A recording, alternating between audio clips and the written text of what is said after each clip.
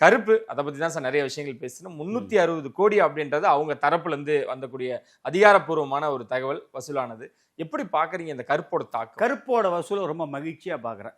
கிட்டத்தட்ட ஒரு 10 ஆண்டுகளுக்கு பிறகு அந்த தம்பி சூர்யாவுக்கு கிடைச்ச ஒரு மிகப்பெரிய ஒரு வெற்றி. ம்.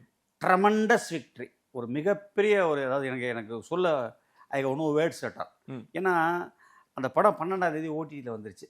நேத்திக்கு என்னோட ஜெயங்கொண்டம் தியேட்டரில் மேட்னி ஷோ 57 டிக்கெட் அந்த படம் போகுது. ஓகே. ஸோ கலெக்ஷன் வைஸ் அந்த படத்தை வந்து எந்த விதமான, ஆனால் ஏன் ஓடுச்சு என்ற அந்த கேள்விக்கு பதில் இல்லை.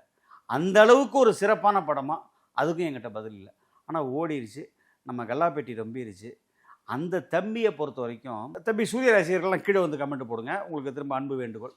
அந்த தம்பி மேலே எனக்கு எந்த வன்மமும் கிடையாது. ஆனால் மிகப்பெரிய வருத்தம் இருக்குது. அது என்னைக்கு இருந்தாலும் எனக்கு மாறவே மாறாது. என்ன கொரோனா டைமில் அவர் பொன்மகள் வந்தால் படம், சூரரை போற்று படம், ஜெய்பீம் படம்லாம் கொண்டு போய் ஓடிடியில் கொடுக்கும் பொழுது நான் நேரடியாக வேண்டுகோள் விடுத்தேன். வேறு 3ஆம் மனுஷன் 4ஆம் மனுஷன்லாம் கிடையாது.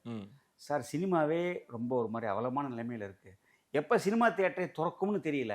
இந்த மாதிரி நேரத்தில் நான் மட்டும் தப்பிச்சுக்குவேன், ஒரு தனியாக ஒரு படகு எடுத்துகிட்டு போயிடுவேன்னு நீங்கள் போகாதீங்க, எங்களோட சேர்ந்து இருந்து பணியாற்றுங்கன்னு சொல்லி அவருக்கு வேண்டுகோள் விடுக்கப்பட்டது.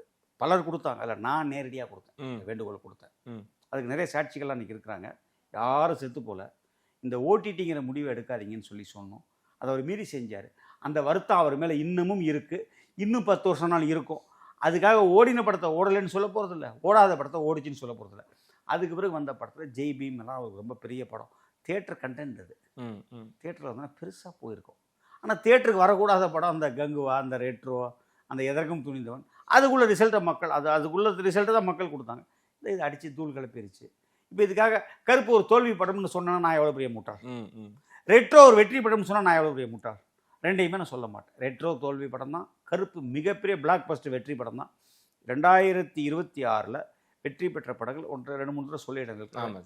அந்த வித்லவ், தாய் கிழவி, தாய் கிழவி, யூத்து, துரந்தர், அதோடு சேர்ந்து இந்த படம். இதோட எல்லாருக்கும் ஆச்சரியமான ஒரு விஷயம் சொல்கிறேன். 6 முடிஞ்சு 7ஆவது படம் பிளாஸ்ட். ஓகே, எப்படி சார் அது? அதான் கேட்குறேன்.